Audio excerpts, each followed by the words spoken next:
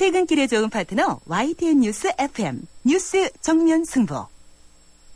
네, 뉴스 정면 승부 3라운드 문을 열겠습니다. 오늘 여러분과 함께하는 yes or no는 바로 이것이죠. 남북 고위급 2차 회담 결과 만족하십니까? 라는 질문으로 여러분과 함께 하고 있는데요. 청취자분 보내주신 문자 몇 분 소개해드리겠습니다. 3258님은요. 예스죠. 결과적으로 만족합니다. 한 번의 회담으로 여러 가지 다 되면 탈납니다. 탈라라고 이렇게 의견 주셨고요. 네, 다 돼도 좋을 것 같긴 한데요. 제 생각엔. 네. 0624님은요. 노입니다. 회담 자체가 무산되는 줄 알고 이번에도 이산가족 상봉은 어렵겠구나 했어요. 회담을 개최한 것도 좋고 상봉이 이루어져서 좋기는 한데 뭔가 만족스러운 결과는 아니었어요. 저만 그런 건지는 모르겠지만요. 마냥 서로 눈치 보기식의 회담 같은 느낌을 받았습니다. 라는 의견 주셨네요. 네, 그래도 열리면 좋죠. 네. 휴대전화 우물정 0945번으로 여러분의 의견 기다리고 있습니다. 스마트폰 애플리케이션 YTN 라디오 이름이죠. 예스로 듣고 계신 분들은 게시판에 남겨주셔도 되겠습니다. 의견 보내주신 분들에게도 역시 선물이 준비되어 있습니다. 잡지 구독권 그리고 영화 예매권 보내드리겠습니다. 뉴스 정면 승부 3라운드요. 잠시 뒤에 소치 동계올림픽 현장으로 가보겠습니다. 서울우유가 아이들에게 물었습니다. 우유를 보면 뭐가 생각이 나요? 엄마! 엄마 맨날 주세요. 아빠처럼 힘내줄 거예요? 완전 예뻐질 거예요. 엄마! 그렇게 행복은 자라고 있습니다. 우유는 행복입니다. 서울우유.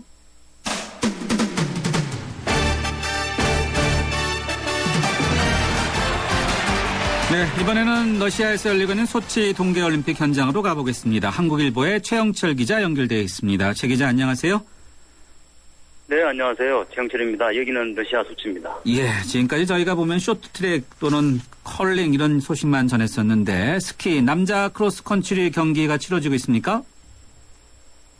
네, 그렇습니다. 방금 7시에 황준호 선수가 크로스컨트리 15km 프리스타일에 도전했습니다.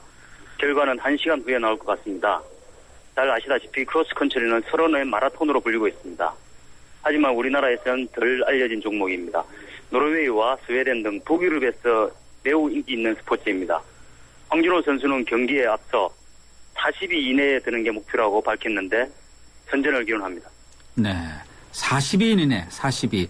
메달과는 거리가 멀어도 상당히 멀긴 하지만 이 아름다운 도전 이렇게 봐야 되겠죠? 그렇죠? 네, 그렇습니다. 예. 자, 이게 우리가 평창 올림픽도 있으니까 여기서 선전함으로써 또 평창에서도 잘할 걸로 이제 기대를 하는데 쇼트트랙 여자 500m 경기에서 박승희 선수가 정말 천금 같은 동메달을 거머쥐었어요. 네, 말씀하신 대로 천금 같은 동메달이었습니다. 한국 쇼트트랙에서 가장 취약 종목으로 꼽히는 여자 500m에서 메달 사냥은 1998년 일본 나가노 올림픽 전희경 이후 16년 만입니다. 그러나 당시 전희경이 결승 진출에 실패해 어부지리로 동메달을 목에 건 반면 박승희는 자력으로 결승에 올랐습니다. 결승 진출만 놓고 보면 1994년 릴레 한메 원혜경 이후 20년 만입니다. 대단하네요. 네. 쇼트트랙에서 자주 충돌하는 것이 텔레비전을 통해 참 많아요, 보면요. 네. 자, 네, 그렇습니다. 네, 그렇죠. 그래도 박승희 선수 넘어진 다음에 정말 열심히 하는 모습이 정말 대단하더라고요. 네. 네, 그렇습니다. 김연아 선수 역시 많은 세계 언론들이 관심을 갖고 있는데 연습 모습이 공개됐나 보죠?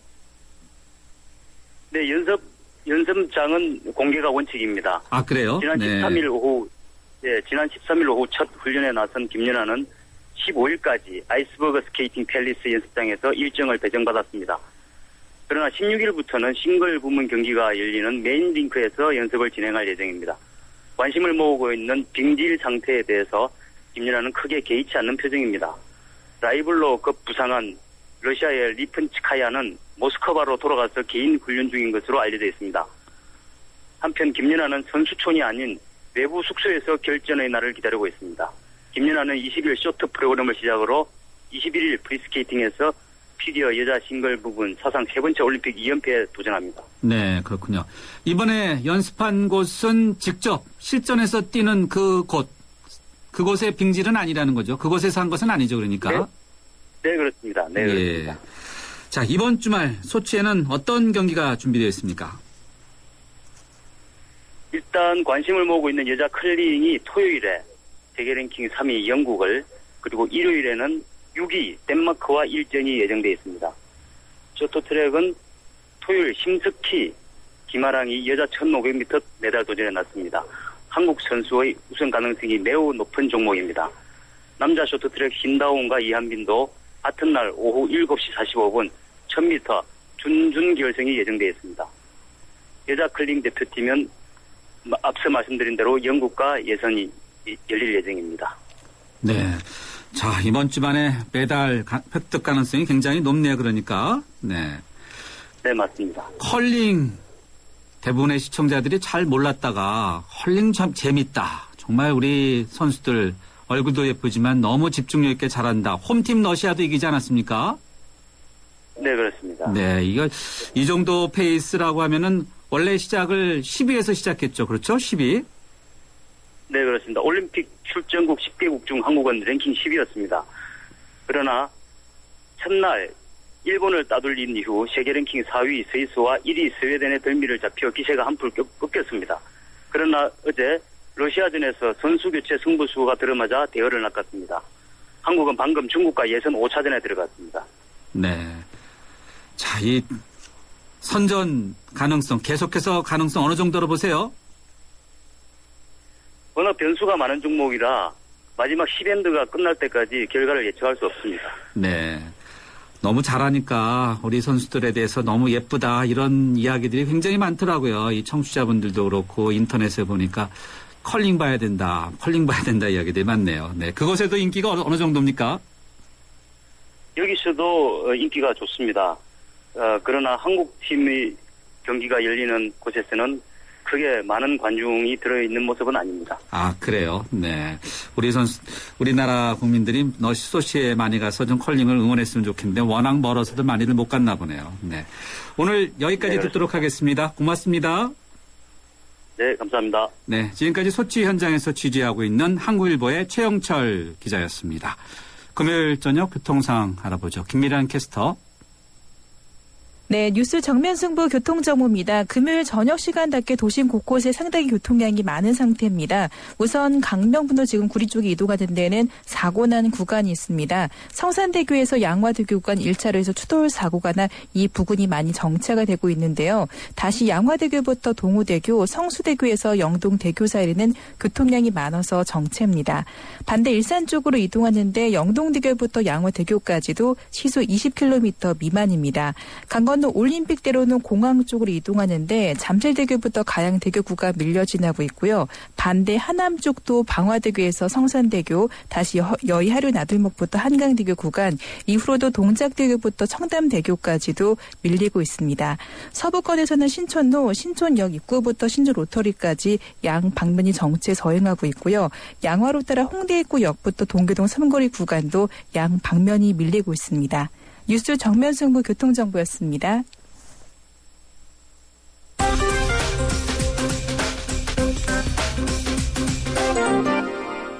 경제뉴스 살펴보겠습니다. 머니투데이의 김태은 기자 연결되어 있습니다. 김 기자 안녕하세요. 네, 안녕하세요. 개인정보 유출 사태를 일으킨 카드 3사 이들에 대해서 영업정지라는 그런 벌을 내리지 않았습니까? 네. 영업정지 한다는데 언제부터 들어가요? 네, 다음 주 17일부터 5월 16일까지 3개월간 영업정지에 들어갑니다. 신용카드와 체크카드, 기프트카드의 신규 회원 모집과 발급을 할 수 없게 됩니다.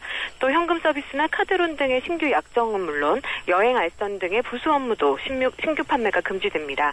다만 면세유 카드와 학생증 같은 공익 목적의 카드는 신규 발급이 허용되고 기존 고객들이 카드 결제나 현금 서비스 등을 이용하는 데는 전혀 문제가 없습니다.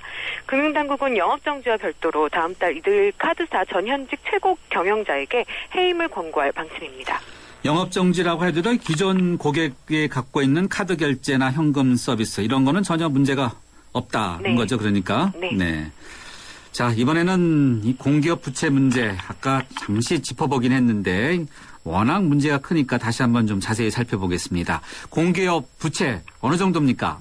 네, 공기업 부채를 계산을 할 때 그 기준이 좀 이제 중구난방이어서 제대로 계산이 안 된다 이런 지적이 있어서요.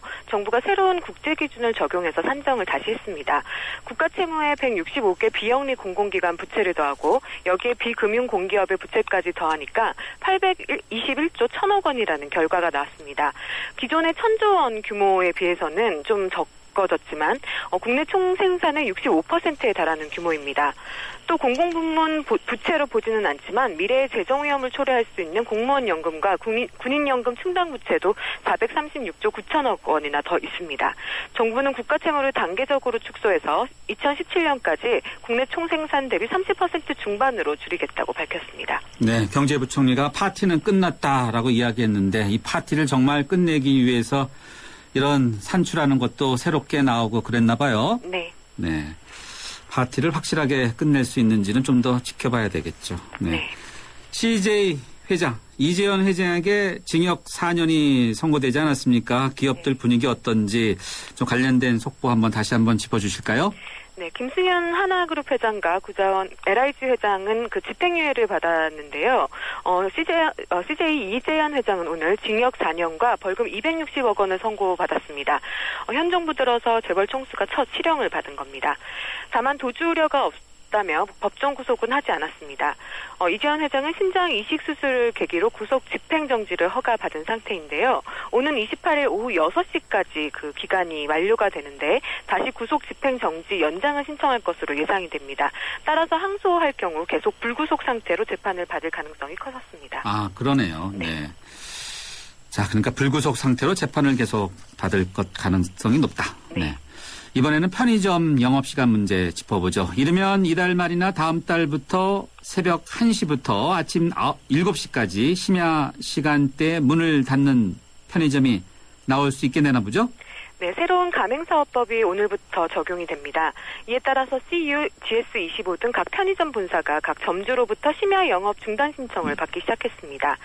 점주들은 심야 영업을 중단한 이제 선택을 할 수가 있는데 다만 그 최근 6개월간 심야 시간대에 적자가 발생하는 불가피한 경우에만 가능합니다.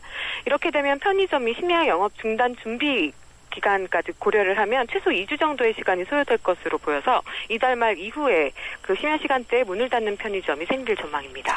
네, 오늘 경제뉴스 잘 들었습니다. 고맙습니다. 감사합니다. 지금까지 머니투데이의 김태은 기자였습니다. 반도유보라 김현욱입니다. 동탄에서 4,600여 세대를 분양한 반도유보라가 2월 동탄을 놀라게 할 중소형 1,100여 세대 아이비파크 3.0을 공개합니다. 와우! KTX 동탄역에서 문화디자인밸리까지 동탄 2신도시 동탄 대로의 중심에서 아이비파크 3.0을 만나보십시오. 문의 1800-0038. 인간인가? This program give men like you a second chance. 로봇인가? He's stronger, faster. He's a machine. 새로운 히어로가 세상을 심판한다. How long until it realizes you haven't been on the level with it? You wanted a man inside a machine, and that's what. 로봇카 2월 13일 대개봉 12세상 관람가. 네, 오늘 뉴스 정면 승부 청취자 여러분과 함께하는 yes or no는 바로 이것이죠. 남북 고위급 2차 회담 결과 만족하십니까? 라는 질문인데요. 4296님은요. yes, 남북 이산 가족 상봉 예정대로 진행된다니 다른 부분에 있어서는 살짝 아쉽지만 예스입니다. 라고 의견 주셨습니다. 8812님은요. 노입니다. 구체적인 남북관계 개선을 위한 방안들이 다양하게 언급되었다면 좋았을 텐데 아쉬운 부분들이 있네요. 다음번에는 더 긍정적인 결과를 기대도 되겠죠. 라고 이렇게 물음표 3개까지 붙여서 의견 보내주셨습니다. 네, 물론인 것 같습니다. 남북이 합의한 사항이 이제 크게 3가지인데 3번째 보니까 또 만나기로 되어 있네요. 네. 다른 분들 의견 어떠신지요? 휴대전화 우물정 0945번으로 여러분의 의견 기다리고 있고요. 스마트폰 애플리케이션 YTN 라디오 치시면 이게 앱을 다운로드 받을 수 있는데 이름이 예스입니다. 예스로 듣고 계신 분들은 게시판에 남겨주셔도 되고요. 물론 의견 보내주신 분들에게도 선물 준비되어 있습니다. 잡지 구독권 그리고 영화 예매권 보내드리겠습니다. 뉴스 정면 승부 3라운드 여기서 인사드리고요. 잠시 뒤 4라운드에서 새 남자의 정치 수다로 찾아뵙겠습니다. 서양 고전음악을 완성시킨 천재 작곡가 악성 베토벤. 그의 음악적 잠재력을 일깨워준 사람은 스승인 크리스티안 네페 선생님이었습니다. 레페 선생님은 지루한 이론과 반복적인 연습을 강요하지 않았습니다. 이탈리아와 프랑스, 독일의 유명한 오페라를 감상할 기회를 마련했고 어린 베토벤이 음악에 대해 더 깊이 느끼고 생각할 수 있도록 이끌었습니다. 가르치는 것이 아니라 깨우치는 교육, 아이들의 잠재력을 활짝 꽃피우는 우리 교육의 희망입니다. 이 캠페인은 I am the key, 눈높이 대교와 함께합니다. 살아있는 뉴스 깨어있는 방송 한국의 뉴스 채널 YTN 뉴스 FM. 네, 뉴스 정면 승부 4라운드 문을 열겠습니다. 항상 저희가 휴대전화 우물정 0945번으로 여러분과의 소통창 열어놓고 있는데요.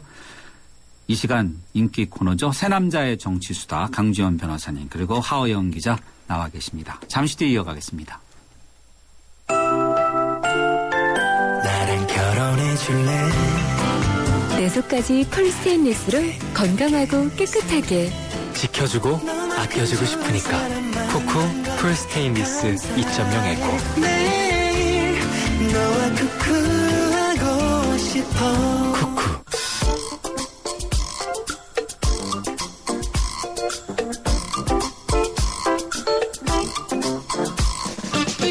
새 남자가 만났다. 새 남자의 정치 수다.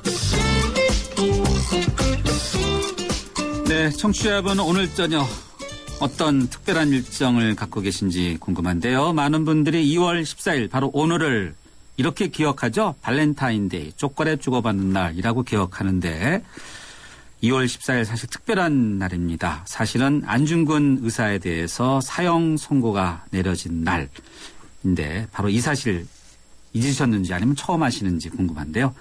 매주 금요일 저녁 불금이라고 하지 않습니까? 이 시간 바로 여러분과 편안하게 수다 떠는 시간입니다. 특히 정치 이야기입니다. 정치 이야기. 한 주간 정치권 뉴스를 살펴보고 다음 주 정치권도 전망해보는 새 남자와 함께하는 정치 수다 시간인데요.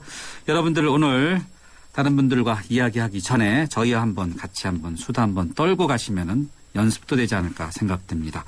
우리 정치권에 하고 싶은 이야기 짧은 문자는 50원, 긴 문자는 100원의 유료 문자인데요. 휴대전화 우물정 0945번으로 보내주시면 되겠습니다. 이 자리에는요. 변함없이 지난 18대 대선 후보였던 강지원 변호사님 그리고 한겨레 정치부의 하어영 기자 함께하십니다. 두 분 안녕하세요. 안녕하세요. 안녕하세요. 네. 오늘 초콜릿 많이 받으셨어요, 강 변호사님? 아니 뭐 다 늙은 사람이 무슨 저 초콜릿. 하 기자는 젊으신 분들이 해야죠. 네, 저는 아직 초콜릿 받을 나이죠. 네. 아내가 오늘 나오는데 주더라고요. 그래서 받았습니다. 네. 오늘 정월 보름이에요. 땅콩도 받았습니다. 그래서. 네. 불어 먹는 날이에요. 예. 이제 끝나고 들어가서 불어 먹어요. 그렇죠. 예. 강 변호사님도 초콜릿 받으신 것 같은데 전혀 말씀 안 하시는 거 보니까. 네. 사모님한테는 안 받으고 다른 분한테 받으시지 않았나 이런 생각이 드는데. 강 변호사님 오늘 이번 주 정치권에 대한 점수 몇 점 정도 주시겠습니까? 그럼 맨날 빵점하고 50점하고 왔다 갔다 하지 않습니까? 예. 지난해에는 1년 내내 싸움박질만 했으니까 네. 그냥 빵점 전국이었는데. 네, 빵점 전국. 예. 그런데 이제 금년에 와서는 여야 간의 싸움박질은 조금 이제 줄어든 것 같은 느낌을 받아서 50점을 주곤 그랬는데 오늘 저 남북 간에 말이죠. 네. 회담이 끝이 났죠. 기분 좋은 소식은 나왔죠. 네. 이산 가족 상봉한다고 하고. 예정대로요. 네. 그래서 서로 이제 욕지거리 하지 않는 거. 비방 중사하지 않겠다. 네. 그 더 중요한 게 있어요. 상호 편지한 날짜에 고위급 회담을 접촉을 갖기로 했다는 것인데 저는 아예 그랬으면 좋겠어요. 뭐죠? 아예 양측에서 말이죠. 이 특임 대사 같은 직책을 하나 만들어서 딱 지명을 해요. 남북 특임 대사. 뭐 이런 거. 평화 특임 대사. 멋있네요. 아유. 이름 잘 지으시는데. 아니, 강 변호사님이 워낙 빵점 전국 이런 걸 많이 하시다 보니까 이름을 잘 지으시니까 옆에서 많이 배웠어요. 그래서 남한에서도 이제 지명을 하고 북한에서도 지명을 하고 그것도 이번처럼 상당히 비중 있는 인사로 이렇게 해서 수시로 계속적으로 만났으면 좋겠어요. 사항에다가 딱 이렇게. 네. 사항이 빠졌네요. 그러니까. 네, 상호 편리한 날짜에 또 만나자 이거보다 아예 그냥 판문점에다가 방을 하나 만들어가지고 그냥 상조해가면서 말이죠. 네. 할 얘기가 많거든요. 그렇죠. 네. 네. 그리고 이제 우리가 관심 있는 것이 있고 저쪽에 관심 있는 거 있지 않겠습니까? 그렇죠. 조금씩 다르죠. 다르죠. 네. 크게 달라요. 북핵 문제 우리 엄청 관심이 많아요. 네. 그 예를 들면 북핵 문제 또 말씀하셨지만 이것도 자꾸 얘기를 하면 그 한 번 듣는 거하고 두 번 듣는 거하고 다르거든요. 그렇죠. 네. 그리고 이제 얘기를 하다 보면 서로 충고해 줄 얘기도 있고.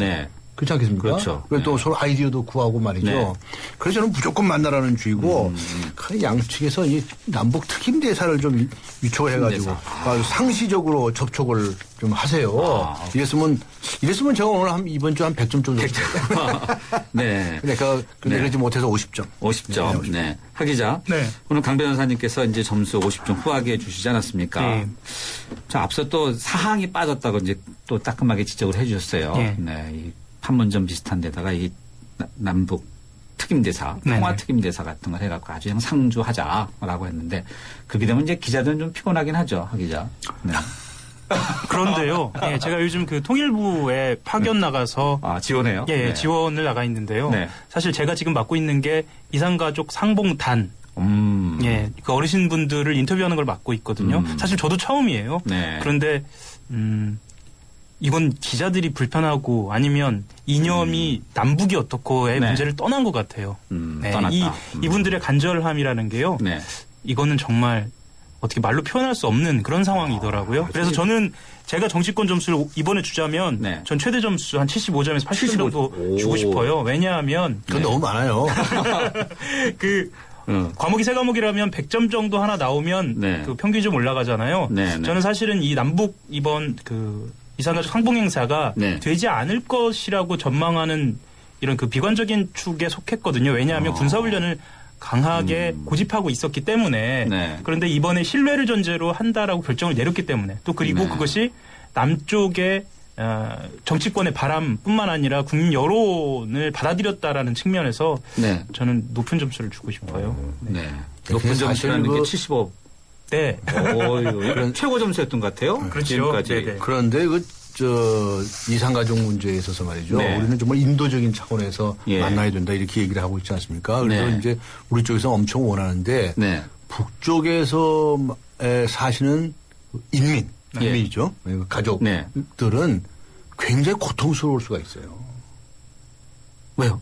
왜냐하면 자신이 원래 북한에 살았던 분이었다면 월남한 가족이 있다. 그렇죠. 라는 사실이 드러나는 거고요. 드러난다. 또 월북했다고 한다면 또 반대 경우도 있는 거예요. 그래서 사실은 그동안에 드러나지 않고 쉬쉬하고 살다가 쉽게 말하면 들통이 난.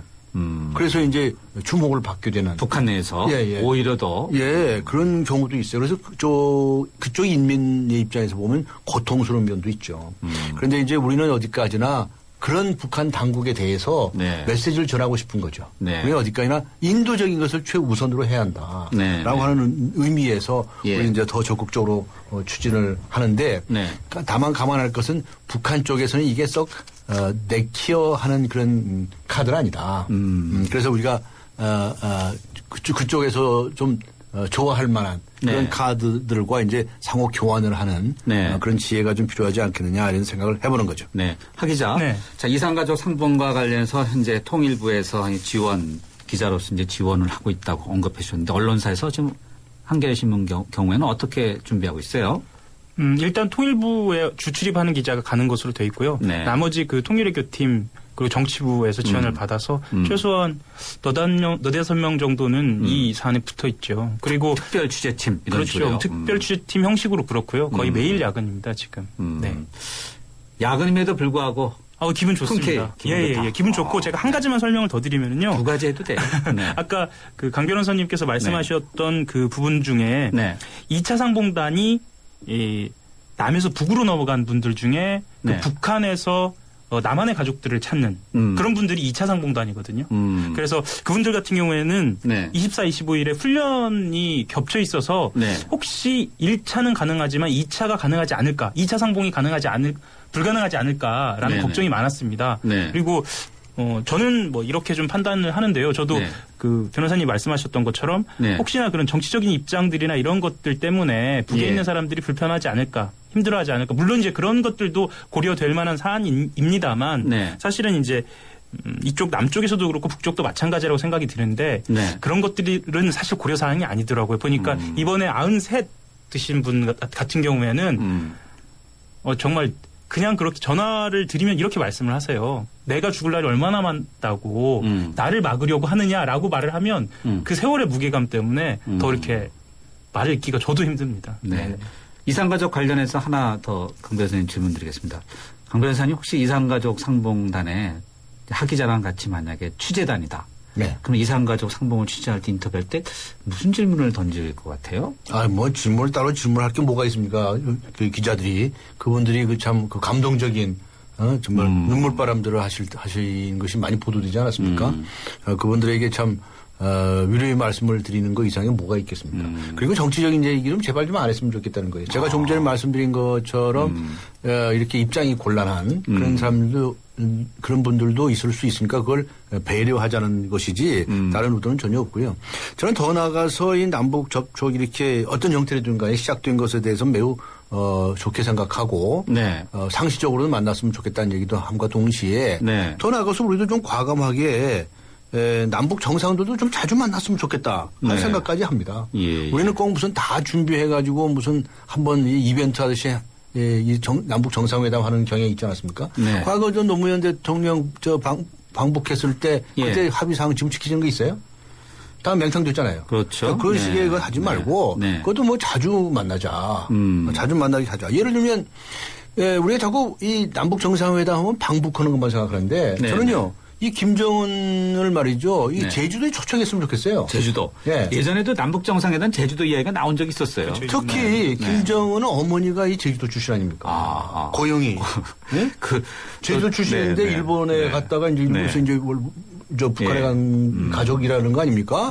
그러니까 당신 그 어머니 이 고향에 한번 와봐라. 이렇게 하고 경호 같은 거 그쪽에서 이제 전적으로 알아서 책임지고 하게끔 다 허용해주고 우리도 당연히 도와주겠지만 뭐 경호 같은 거 걱정하지 말고 제주도 한번 와보면 어떠냐? 이런 얘기도 할 수 있죠. 네, 그렇죠. 네. 그래서 정상 간에도 자주 한꺼번에 모든 걸 해결하려고 그러지 말고 자주 만나서 조금씩 쌓아나가는 자세. 이게 남북 간에 지금 가장 절실하다. 저는 그렇게 주장을 합니다. 네, 알겠습니다. 자, 이제 정치권으로 조금 더 깊게 들어가 보죠. 하 기자. 네. 자, 이번 주 정치권을 뜨겁게 달군 것 중에 하나가 이제 김영판 전 서울경찰청장 이제 무죄 판결 내리지 않습니까? 특검 도입하는 문제. 사실 뭐 이거 1년 전부터 계속 이어온 문제라고 볼 수도 있는데 여야가 이제 이견을 보이고 충돌하고 있는데 어떻게 보세요? 정치권에서 지금 하 기자. 이 바로 특검 도입 뭐 가능성이 있다 없다 아니면은 또 여야가 서로 이 부분을 어떤 식으로 좀 자당을 위해서 좀 이용하고 있다 할까요? 어떻게 보세요? 사실 이용의 측면이라기보다 일단 여당은 입장이 단호합니다. 이것은 더 이상 논의될 것이 성질이 아니다라고 이야기를 그렇군요. 하고 있고요. 네. 야당 쪽에서는 사실은 좀 약간 복잡미묘한 상황입니다. 왜 복잡해요? 뭐 흔히 강경파라고 분류하는데요. 네. 원칙론자들이라고 스스로는 이야기를 하기도 하고요.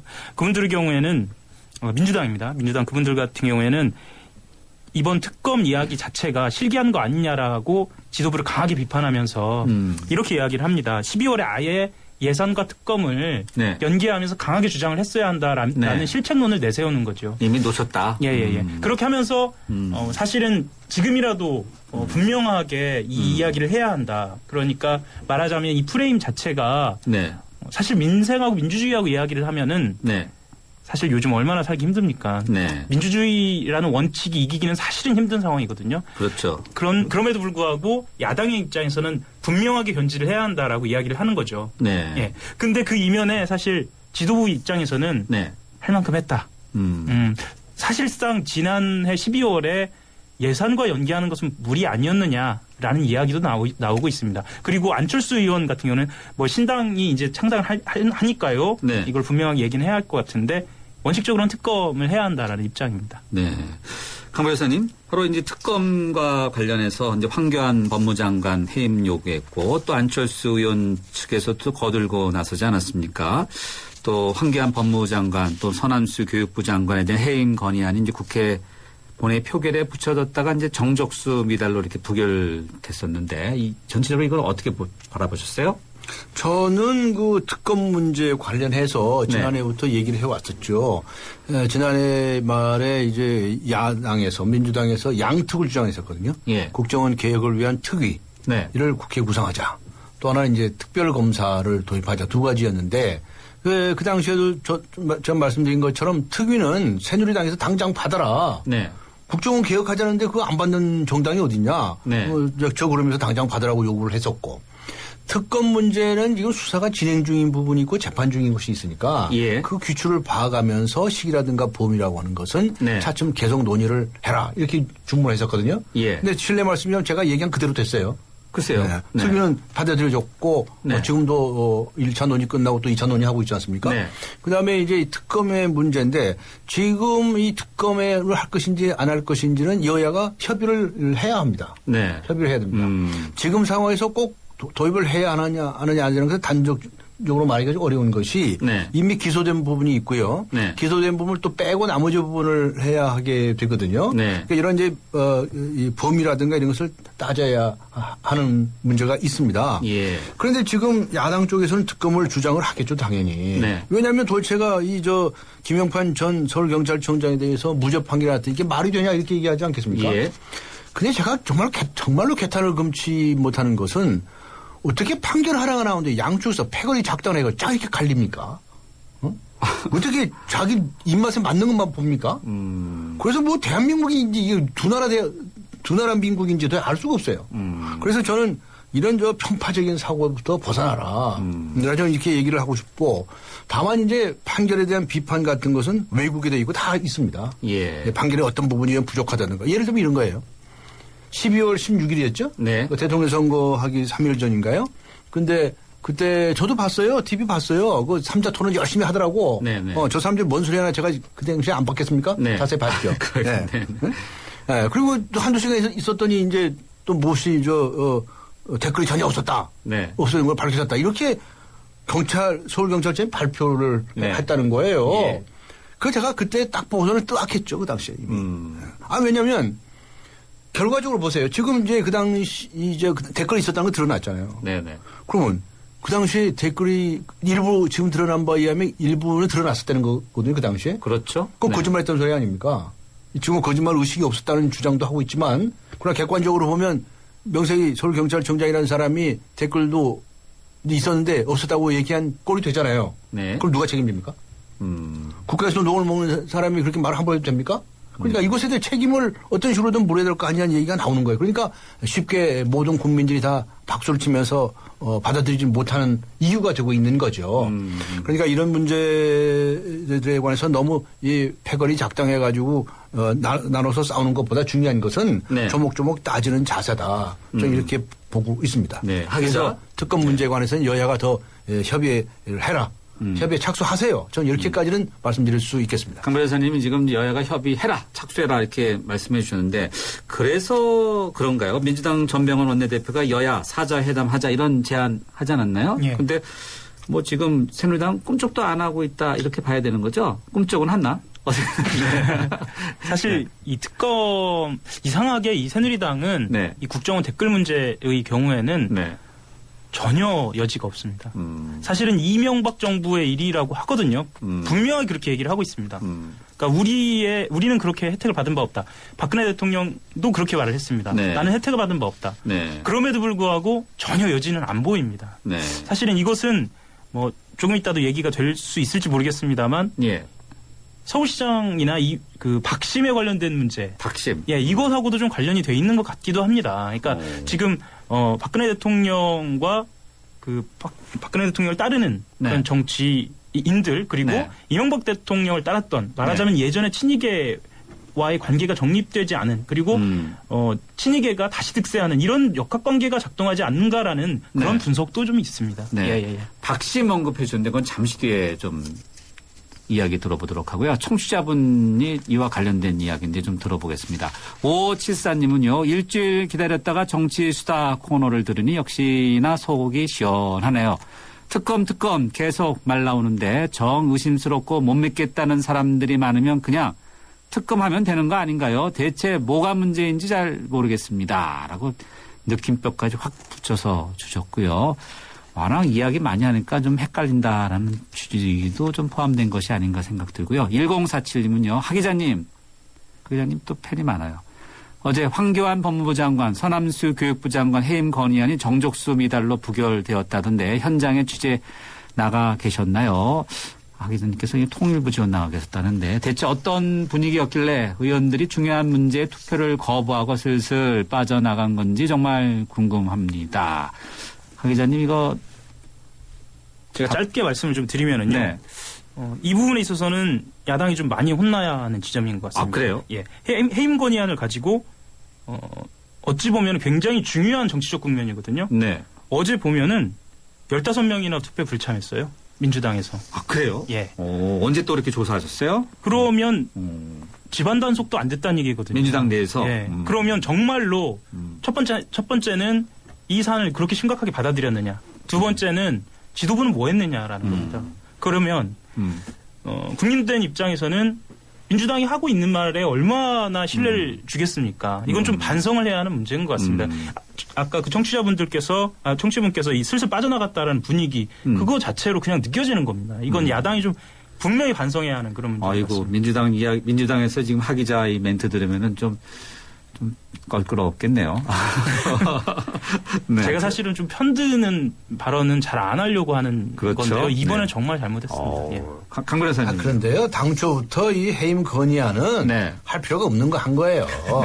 정치 공세로 한 거예요. 이거 통과되겠습니까? 과반수가 미달하는 그 야당에서. 네. 그러니까 이거는 저는 차라리 이런 짓을 하지 말고 정말 이거 황교안 법무장관이 무슨 제동 검찰 종장을 찍어냈는지 어쨌느니 뭐 여러 가지 이런 것들 아니겠습니까? 네네. 그럼 그 자꾸 조사에 착수해요, 조사에.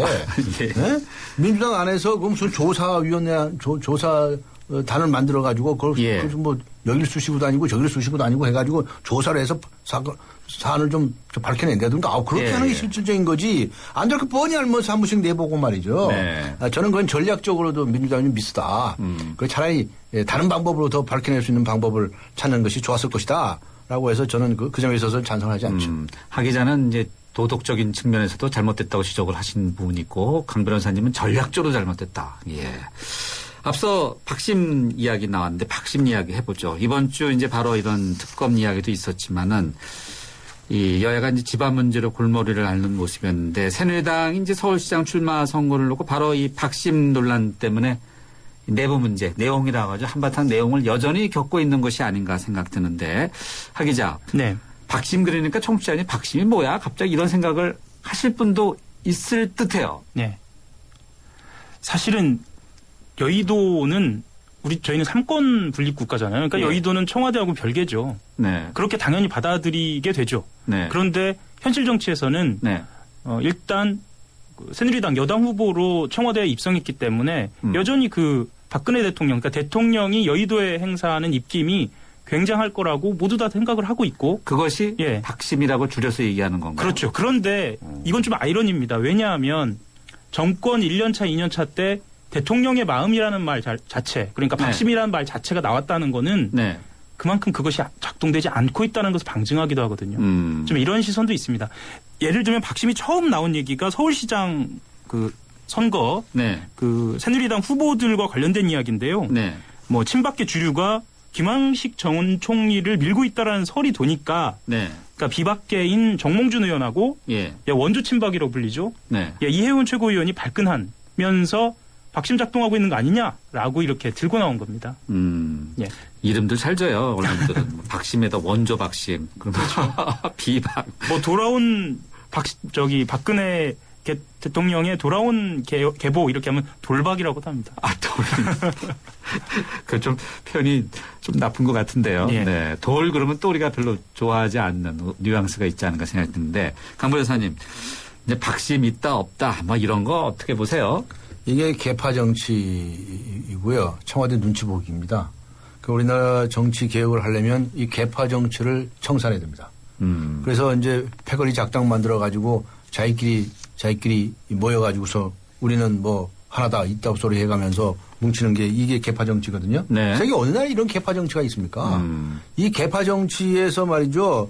일본 말인데 오야붕. 네. 두목 노릇하는 사람 네. 이런 사람들 다 책임지고 쫓아내야 됩니다. 일본의 개파 정치가 있어요. 일본 걸 배워서 일본이 그 못된 정치를 아직도 하고 있는 거거든요. 그래서 아베처럼 하나요? 그렇죠.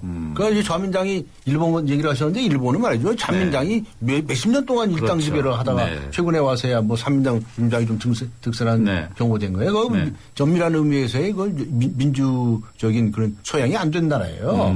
그런 나라에서 개파 정치한다고 우리가 배워서 하자고요? 말해도 됩니까? 말도 안 되는 얘기지. 그래서 지금 정치 혁신해야 되겠다는 생각을 하시는 분들은 네. 개파부터 다 때려 부시라고 그래요. 개파. 네? 개파부터 때려 부셔야 그게 정치 혁신에 함부가 나가는 것이지. 네. 거기서 앉아가지고 무슨 공천을 뭐 몇 사람이 쥐고 앉아가지고 주는 님 많은 님 였다고 생각하는 사람들. 예. 네? 그 사람들은 정말이지 나라 망치는 사람들이다. 예. 그래서 박심 소리도 나오는 거예요. 네. 비박이고 반박이고 뭐 무슨 박이요? 뭐 오만 박이 많은데 그거 새누리당의 가장 최대의 과제다. 이거 때려치우기 전에는 그것은 자꾸 국민들한테 이래저래 하지 마라. 저 아주 강력하게 주장합니다. 네. 이 개파 정치 때려부시지 않으면 한국 정치 한 발짝도 더 못 나갑니다. 정 변호사님 오늘 점수는 상당히 높게 주더니 이제 점점 갈수록 말의 톤이 높아지시는 점수 많이 안 줬어요. 50몇 개가 아니었어요. 예. 네. 청취자분이 민생과 관련된 이야기네요. 아주 이제 6072님인데요. 저는 중소기업을 운영하고 있는 사장입니다. 사장님이네요. 말이 사장이지. 여기서부터가 또 중요한 이야기인 겁니다. 말이 사장이지 매일같이 직원들과 남아서 야근을 하는데요. 모두들 놀러 나가는 불타는 금요일에도 우리 직원들과 정치 수다 털어놓고 일을 합니다. 여기까지 좋습니다. 네. 요즘에 경기가 안 좋아서 납품처에서 자꾸 수금 일을 미루는데 정말 속이 타들어갑니다. 그런데 공공기관들은 말도 안 되게 돈잔치들을 하고요. 국민 세금으로도 모자라 빚더미에 앉아있더니 정말 화가 나네요.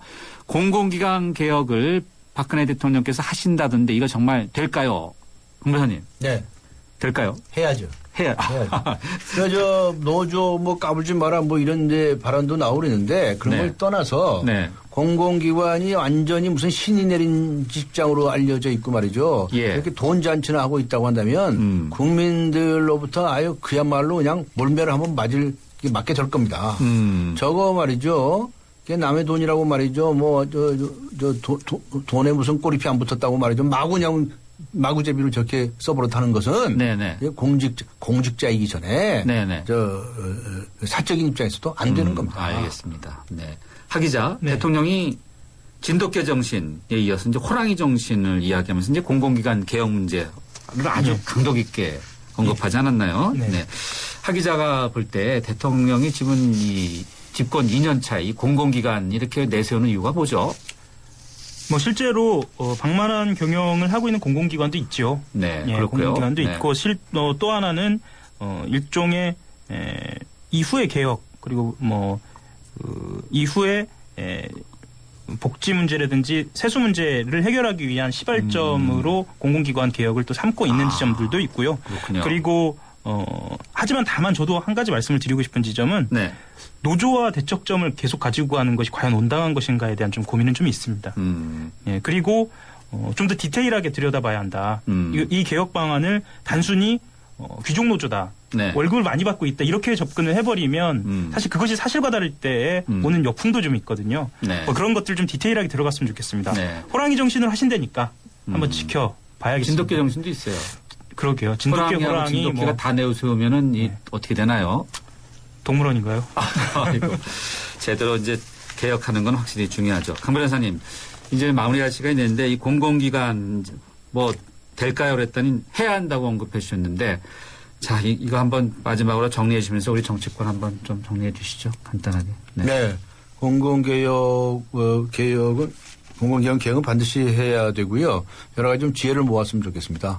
이걸 가지고 또 다른 갈등을 만들려고 그러지 말고 아마 제가 보기에는 국민들의 여론이 그렇다라고 한다면 양식 있는 분들은 뭐가 잘못된지 알 겁니다. 가슴에 손을 얹고 생각해 주기를 기대합니다. 해야 한다. 네. 되느냐가 문제가 아니라 해야 한다. 네. 알겠습니다. 두 분 오늘 말씀 여기까지 듣겠습니다. 시간이 금방 가버렸어요. 네. 감사합니다. 네. 고맙습니다. 네. 18대 대선 후보였던 강주현 변호사님 그리고 한겨레 하우영 기자였습니다. 2013년 쉐보레가 국내와 글로벌에서 자체 판매 신기록을 달성했다는 놀라운 소식 그리고 놀라운 혜택 혜택. 최대 3년 3.9% 할부 및 추가 할인. 말리부 캡티바 1.9% 할부에 최대 80만 원 특별 할인까지. 2014년에도 놀라움은 계속됩니다. 일부 차종 제외 2월 28일까지. Chevrolet, find new roads. 당신의 베이스 캠프는 어디입니까? 어디로 가야 할지 모른다면 방향이 될 것이고 계속 가야 할지 망설인다면 용기가 될 것입니다. 베이스 없는 정상은 없습니다. 세상의 베이스가 되다. 포스코.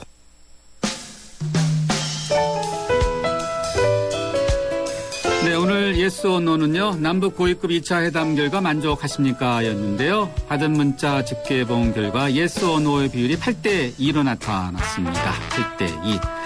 휴대전화 뒷자리 3258님께 선물 드리겠습니다. 따로 연락드리고요. 그리고 오늘 금요시사 퀴즈는 1번 김연아가 정답이었습니다.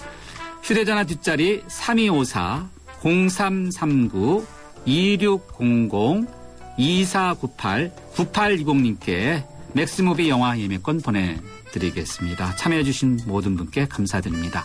2월 14일 금요일 뉴스 정면 승부 여기까지 하겠습니다. 감사합니다.